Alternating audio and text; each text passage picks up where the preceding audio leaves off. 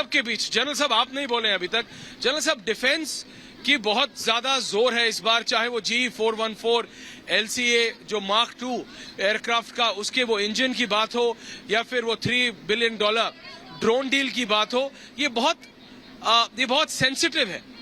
और ये जो एक डेवलपिंग मिलिट्री एक्सचेंज हो रहा है अब भारत और अमेरिका के बीच, इससे तो भारत को फायदा ही होगा। जनरल साहब। Aishwarya, thank you. आपने काफ़ी पॉलिटिक्स डिस्कस करके आप मुद्दे पर आए हैं और उम्मीद करता हूँ आप मुझे वक्त देंगे बोलने के लिए। देखिए, सबसे इम्पोर्टेंट आज दुनिया के अंदर डिफेंस एंड स्ट्रैटेजी है। और डिफेंस एंड स्ट्रैटेजी इसलिए है क्योंकि दुनिया में हाहाकार मची हुई है और ख़ासकर यूक्रेन और रशियन युद्ध के बाद काफ़ी दुनिया में उथल पुथल मच गई है। और इस विंडो के दौरान जब दुनिया कोविड में सफ़र कर रही थी और जब यूरोप जो है वो जूझ रहा है रशियन प्रॉब्लम और यूक्रेनियन प्रॉब्लम के साथ और अपनी इकोनॉमिक प्रॉब्लम के साथ बिकॉज ऑफ कोविड और यूक्रेनियन वॉर, उस दौरान में जो एक्सपेनिस्ट फोर्स है दुनिया की, चाइना जो दुनिया के अंदर अपना वर्चस्व बनाना चाहता है, चाइना जो डीवियस डिज़ाइंस के साथ दुनिया के अंदर छाना चाहता है, दुनिया को ग्रैब करना चाहता है, अगर उसकी इस पूरी की पूरी मुहिम को कोई रोक सकता है तो ये दो देश रोक सकते हैं। एक तरफ दुनिया की सबसे रिच डेमोक्रेसी है, सबसे टेक्नोलॉजिकली एडवांस्ड डेमोक्रेसी है, और दूसरी तरफ दुनिया की एक ऐसी उभरती हुई डेमोक्रेसी है जो अपने पैरों पर खड़ी है, जिसके पास सबसे लार्जेस्ट मिडिल क्लास है, जिसकी एस्पिरेशंस ग्रेट है। ये जितने बच्चे खड़े हैं या ये जितने मिडिल एज लोग खड़े हैं वहाँ पे, इनके मिडिल क्लास फैमिलीज की एस्पिरेशंस का ये प्रूफ है।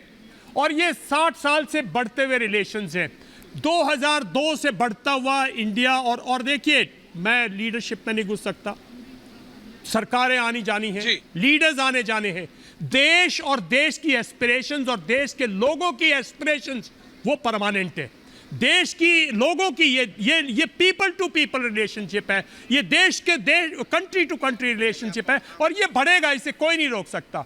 और आज के दिन जब हमें प्रीडेटर्स ड्रोन मिल रहे हैं, जब हमें जेट इंजन टेक्नोलॉजी, जिससे हमारी पूरी की पूरी जो हमारे स्ट्रैटेजिक गैप्स हैं हमारी एयरफोर्स के, जो हमारी मिलिट्री पावर की जो कैपेबिलिटी बिल्डिंग है, जो उसमें रोड ब्लॉक्स हैं, उसमें बहुत बड़ी हमारी क्षमता को प्रदान करेंगे ना।